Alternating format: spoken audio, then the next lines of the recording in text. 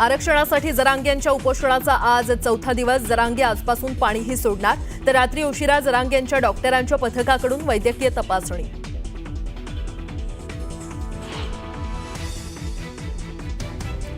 माजी सनदी अधिकारी मधुकर अर्दडांनी घेतली जरांगेंची भेट. हैदराबाद गॅझेटबाबत झाली चर्चा.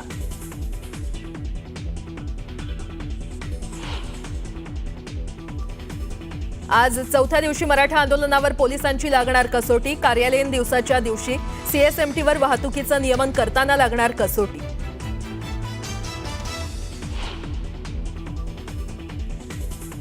मराठा समाजाला कायद्याच्या चौकटीत टिकणारं आरक्षण देणार, कोणत्याही समाजावर अन्याय होऊ देणार नाही, मुख्यमंत्र्यांचं आश्वासन.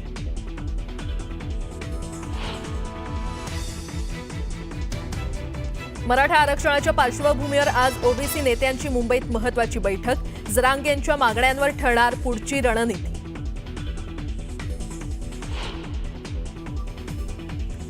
ओबीसी नेते लक्ष्मण हाकेंवर हल्ल्याचा प्रयत्न. लोणंदच्या दिशेने जात असताना चहा पिण्यासाठी थांबलेले असताना हल्ला.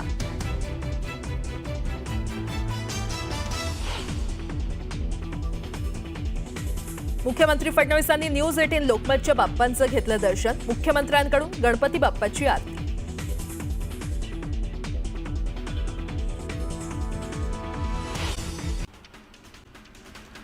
मराठा समाजाला कायद्याच्या चौकटीत टिकणारं आरक्षण देणार, कोणत्याही समाजावर अन्याय होऊ देणार नाही, असं आश्वासन मुख्यमंत्री देवेंद्र फडणवीसांनी दिलं. मराठा आरक्षण उपसमितीची बैठक संपन्न झाली आहे. मराठा आरक्षणाबाबत कायदेशीर मार्ग काढण्याचा प्रयत्न सुरू असून हैदराबाद आणि सातारा गॅझेटबाबत बैठकीत चर्चा झाल्याची माहिती राधाकृष्ण विखे पाटलांनी दिली. बैठकीतील चर्चेबाबत मुख्यमंत्र्यांना माहिती देणार असल्याचंही विखे पाटलांनी सांगितलं.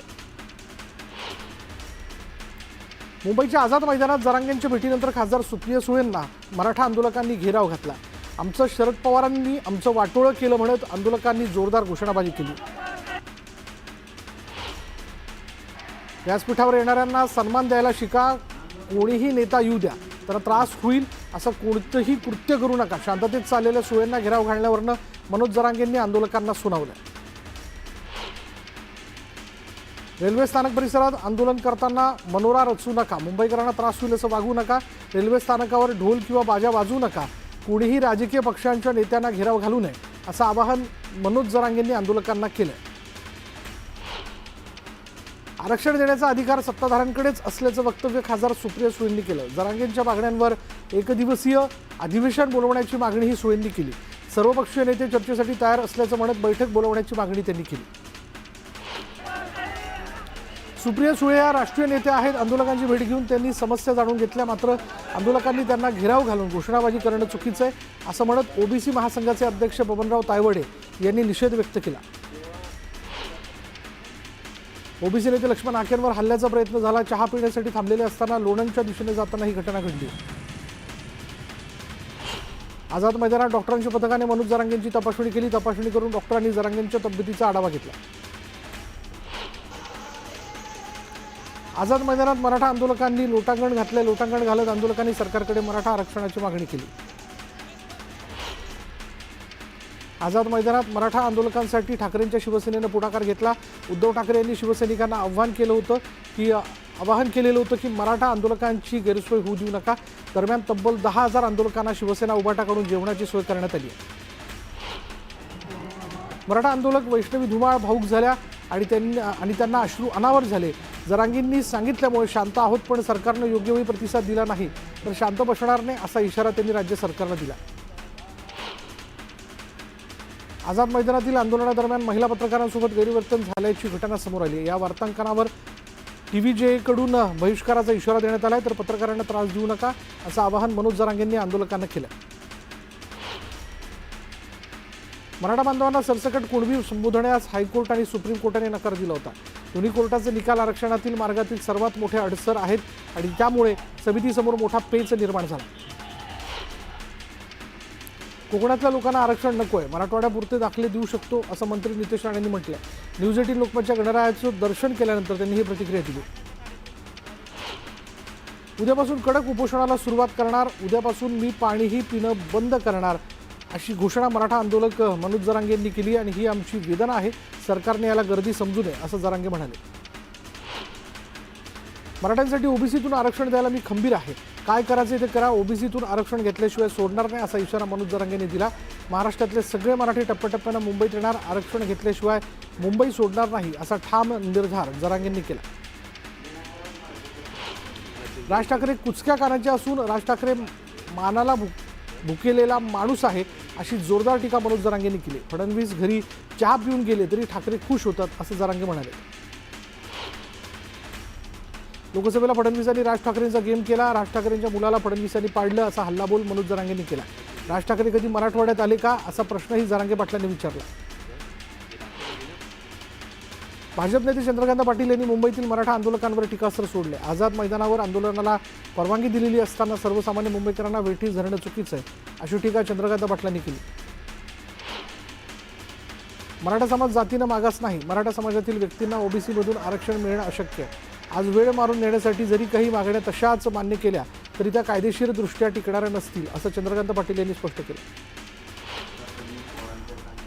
चंद्रकांत पाटलांना काय अक्कल, त्यांनी शांत राहावं, मराठ्यांच्या शिव्या खाऊ नये, यापुढे चंद्रकांत पाटलांनी बोलू नये असा घणाघात मनोज जरांगेंनी केला. चंद्रकांत पाटलांनीच पडताळण्या रोखल्या होत्या असा आरोपही जरांगेंनी केला. दादांना सांगितलं होतं की नितेश राणेंना आवरा, आता आंदोलन संपू द्या, मग नितेश राणेला बघतोच असा इशारा मनोज जरांगेंनी दिला. शरद पवार 4 वेळा मुख्यमंत्री होते, 10 वर्ष मंत्रिपदी होते. मंत्री असताना पवारांना घटनादुरुस्ती करावी वाटली नाही का असा प्रश्न राधाकृष्ण विखे पाटलांनी विचारला.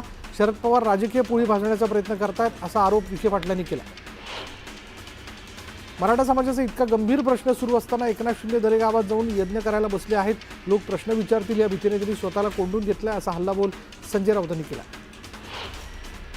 एकनाथ शिंदेंनी शब्द दिल्याप्रमाणे 10% आरक्षण दिल्याचं शालेय शिक्षण मंत्री दादा भुसेंनी म्हटलंय. जरांगे मुंबईत परत का आले या राज ठाकरेंच्या वक्तव्याला भुसेंनी प्रत्युत्तर दिलं तर आंदोलनाला रसद कोण पुरवतंय हे मुख्यमंत्र्यांना माहिती असल्याचंही भुसे म्हणाले. मराठा समाजाला न्याय देताना ओबीसी समाजावर अन्याय होता कामा नये ही आमची भूमिका आहे असं उदय सामंत म्हणाले. ओबीसीमधून मराठा समाजाला आरक्षण देण्याबाबत महाविकास आघाडीच्या नेत्यांनी पत्रक काढावं, दुटप्पी भूमिका का घ्यावी असा सवाल सामंतांनी केला. मराठ्यांना ओबीसीतून आरक्षण देऊ नये यासाठी नागपुरात राष्ट्रीय ओबीसी महासंघाने आंदोलन सुरू केले. मराठ्यांना सरसकट कुणबी प्रमाणपत्र देणार नाही याचं लेखी आश्वासन आम्हाला सरकारने द्यावं अशी मागणी राष्ट्रीय ओबीसी महासंघाचे राष्ट्रीय अध्यक्ष बबनराव तायवडे यांनी केली आहे. नाशिकमधील नंदिनी नदीच्या परिसरात जिलेटिनच्या कांड्या आढळून आल्या. नदी किनारी पोत्यांमध्ये जिलेटिन आढळून आले आणि पोलीस घटनास्थळी दाखल झाले. अधिक तपास सुरू आहे. शहापूरमध्ये परप्रांतीय तरुणाने मराठी माणसाला मारहाण केली. किराणा घेतल्यानंतर रिक्षात सामान ठेवण्यावरनं वाद झाला. वादाचं रूपांतर हल्ल्यात झालं आणि या घटनेनंतर शहापूर पोलीस स्टेशनसमोर मराठी तरुणांनी गर्दी करत कारवाईची मागणी केली. शिक्रापूरमध्ये पोलिसांवर हल्ला करणाऱ्या आरोपी लखन भोसलेचा एन्काउंटर करण्यात आला. आरोपीच्या हल्ल्यात जखमी झालेले पोलीस सुजित भोसले आणि तुषार भोसले यांची प्रकृती सध्या स्थिर आहे. प्रहार जनशक्ती पक्षाचे नेते राजकुमार पटेल काँग्रेसमध्ये पक्षप्रवेश करणार आहेत. 3 सप्टेंबरला हर्षवर्धन सपकाळांच्या उपस्थितीत पक्षप्रवेश सोहळा पार पडणारे राजकुमार पटेल यांनी आतापर्यंत 7 वेळा विविध पक्षात प्रवेश केला.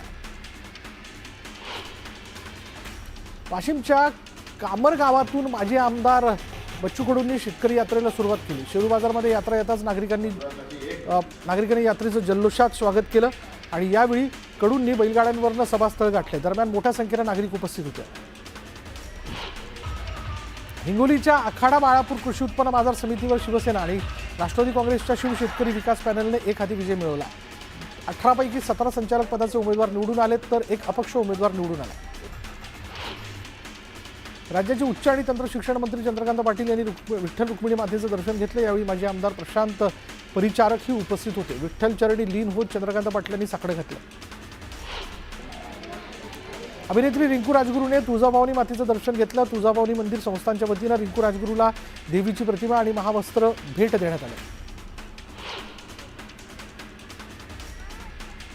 लातूर जिल्ह्यात झालेल्या मुसळधार पावसामुळे खरीप पिकांचं मोठं नुकसान झालंय. शेतकऱ्याच्या हातातोंडाशिवाय आलेला घास पावसाने हिरावून घेतला आणि त्यामुळे हवालदिल झालेल्या ब्रह्मवाडी गावातील शेतकऱ्यांनी आक्रोश केला. जलसमाधी घेण्याचा इशारा देत शेतकऱ्याने आक्रोश केला. सिंधुदुर्गच्या ओटवणीमध्ये सामूहिक भात कापणीचा शुभारंभ करण्यात आला. पारंपरिक पद्धतीनं पूजा करून शुभारंभ करण्यात आला. या निमित्तानं गावातील प्रत्येक घराच्या उंबरठ्यावर तोरण बांधण्यात आलं. हिंगोलीच्या वसमत शहरात उड्डाणपूल परिसरातील रस्त्यावर खड्ड्यांचं साम्राज्य निर्माण झालं आहे. यामुळे अपघातांच्या संख्येत वाढ झाली. तातडीनं रस्ता दुरुस्त करण्याची मागणी आंदोलनातून करण्यात येते. चिपळूणच्या जुना स्टँड परिसरात भर रस्त्यात झाडाची फांदी कोसळली. सुदैवानं झाडाखाली कोणी नसल्यानं अनर्थ टळला. झाड धोकादायक असल्याचं म्हणत वाहनधारकांनी झाड तोडण्याची मागणी केली. मुंबई गोवा महामार्गावर मोठ्या प्रमाणात वाहतूक कोंडी झाली. कोकणात गणेशोत्सवाचा उत्साह असल्याने कोकणवासी मोठ्या संख्येने प्रवास करत आहेत आणि यामुळे मार्गावर वाहनांच्या लांबच लांब रांगा लागल्या.